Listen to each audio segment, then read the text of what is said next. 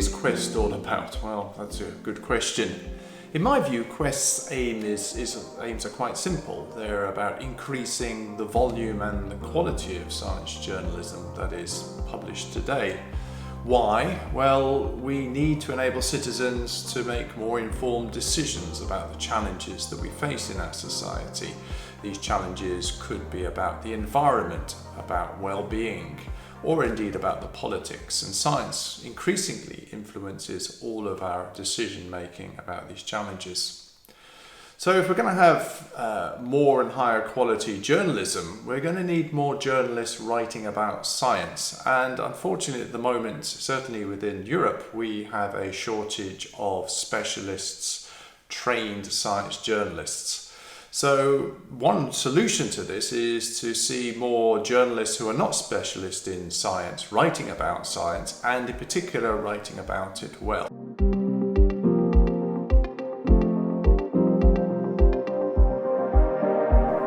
One of the new solutions that we've developed in Quest is a new form of everyday digital support for journalists to guide them to communicate science more effectively, both in the writing of the new materials and how it's presented and published to a wider readership.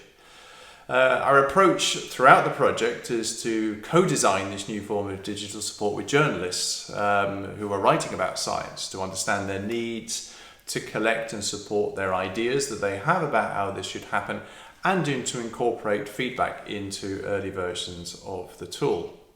Moreover, because we want this new form of solution to be used as widely as possible, we've integrated it into a new commercial product called JECT.AI. So JECT.AI is on the market to provide new forms of creative intelligence to journalists, and we've extended those features to support specialist science journalism. So the kinds of features that exist are enabling journalists to discover new science-related content and angles for stories really quickly, helping them discover new voices such as scientists, other journalists and experts who can provide commentary and feedback on the science stories that they're writing. We also provide guidance for writing for different types of science audience. Increasingly, we know from research that the audiences for science are quite disparate, from the very disengaged to the very enthusiastic, and understanding those audiences will help us write better pieces, or at least help the journalists to write better pieces. In feedback from broadcast journalists, we've also included a set of metaphors that are shown to communicate science-related topics to the broader public more generally. So the tool provides support about the use and adaptation of those metaphors to different audiences. And finally, we've embodied Quest's own guidelines for producing quality journalism into the tool as a reflective tool to help journalists think about how effective the stories that they've written are in their current form.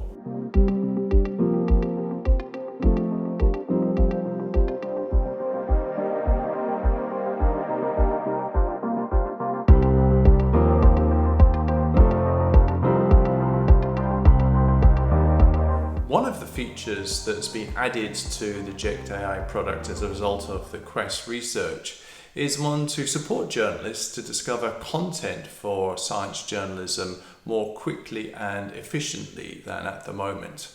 In order to enable this to happen, the JECT.AI product uses the results of Quest research to generate what we call a creative index of science-related news. So every day, JECT.AI reads tens of thousands of different stories that are published in order to explore their scientific content. And if there is science published in them, to automatically make sense of those stories and to generate different scientific themes using established AI algorithms.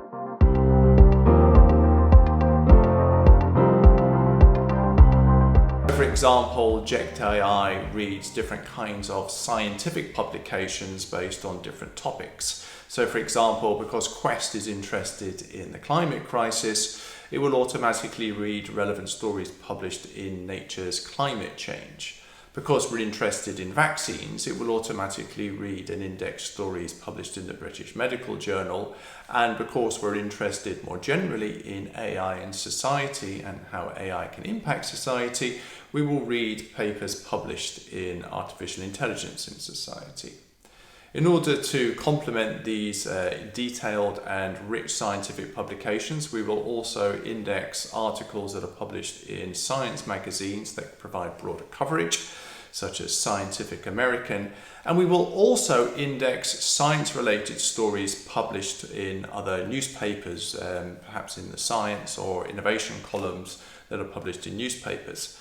At the moment, JECT.AI reads content from 400 titles daily, published in 6 European languages, and looks not just at the scientific stories, but their political, economic, social, and legal angles. So at the moment, in order to provide this new kind of intelligent online support for journalists, Quest's extension of JECT.AI enables journalists to explore content related to over 20 million papers, articles, and stories in 6 European languages.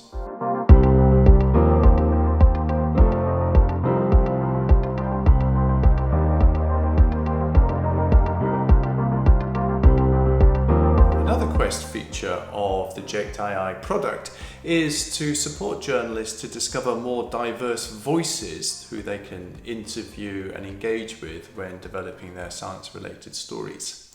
I suppose in simple terms, what we're looking to do here is to burst the contact filter bubble that journalists often find themselves in because they're not able to find new names and people to talk to.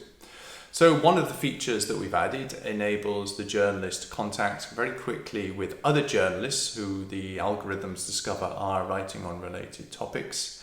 A second feature enables them to contact with scientists who are publishing on the topics related to the themes that they're writing on. In addition, in response to feedback from science journalists to the features that we've developed, there have been some refinements. And I think one of the most significant ones is that the names of the journalists and the scientists that our algorithms discover are balanced by both gender and by ethnicity to try to encourage the identification and reporting of alternative perspectives. So for example, if the product was to recommend 20 names of scientists and experts that the journalist might want to talk to, the algorithm would ensure that 10 would be female and 10 would be male, and the names would be balanced by their origins, such as Western Europe or Asian, African, etc. So there's quite complicated algorithmic processing here going on in the background, but the result is simple to use guidance to help a journalist burst his or her filter bubble when exploring the contacts, opinions and voices to include in their stories.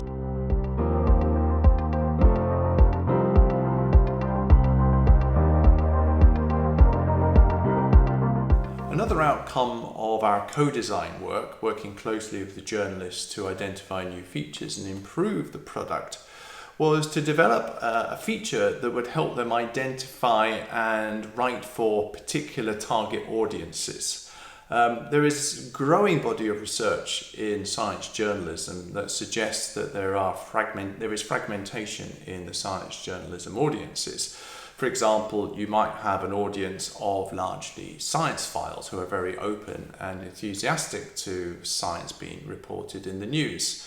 On the other hand, you may have those that are just critically interested. They are interested in what the science has to say, but they're perhaps critical of some of its findings or the methods. And then you have other groups of audiences, such as passive supporters, and most significantly, those who are disengaged from science journalism, who we are failing to connect with at the moment.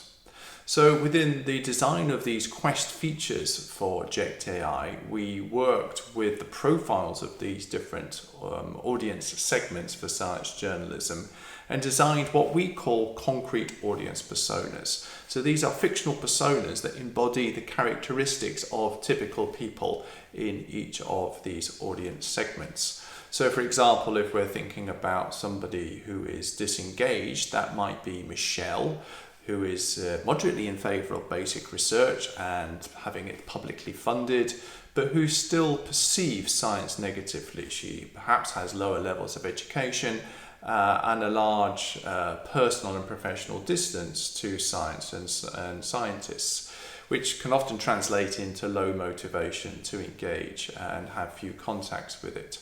So we've developed a set of these personas to present to the journalists when they're writing, to encourage them to think about what kinds of stories and where those stories would be published in order to connect with them and seek to influence how they think about science.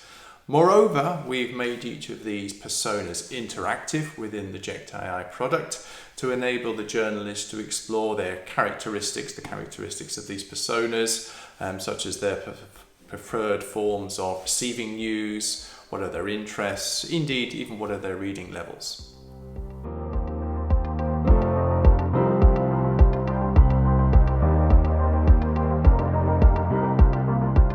I think most people are aware that metaphors are a well-established means of communicating scientific complex, often complex ones, to a wider public, and I think most people are now very familiar of the metaphors such as herd immunity when it comes to vaccines and greenhouse gases when it comes to climate crisis. Again, it was our close working with journalists in the development of the Quest features of JECT.AI that led us to strengthen our support for the use of metaphors.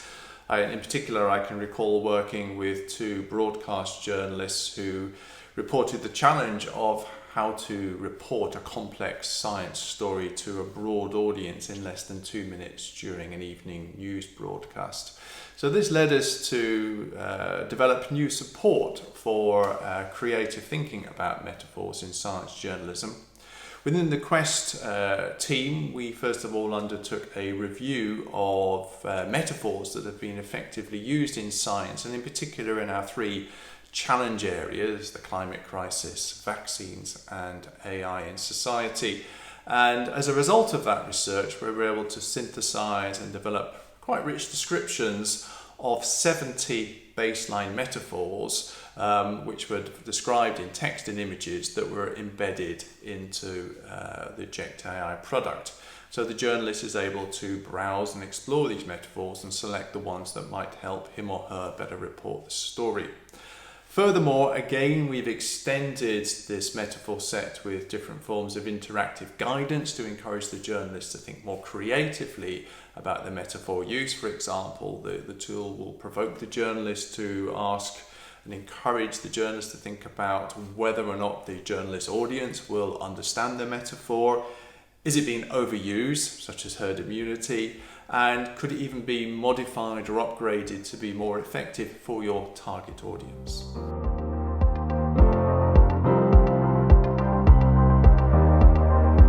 Finally, the Quest extensions to JECT.AI also provide simple to use guidelines to help the journalists improve the quality of their stories as they're being developed, and afterwards to reflect on them to see whether there's room for further improvement. The entire Quest team undertook a number of pan-European workshops with very experienced science journalists, and through a number of exercises that were held as part of these workshops, we identified a set of 12 qualities that many experienced science journalists considered to be the necessary or important qualities of a good piece of science journalism. Some of those qualities you might consider to be quite obvious, such as the piece should be factual and it should be balanced. But I think what was interesting, there were others that were perhaps less so. Spellbinding was a very important quality for many of the science journalists, so it engages with the audience. Another was that the pieces should be purposeful and targeted, so they're not broad, but you have a clear target audience in mind. So again, within JECT.AI and the Quest extensions to it, we developed simple interactive guidance which presented these quality guidelines to the journalists, both during the story development and afterwards, for reflection and reflective improvement, as well as interactive questions to provoke them to think more about the required qualities.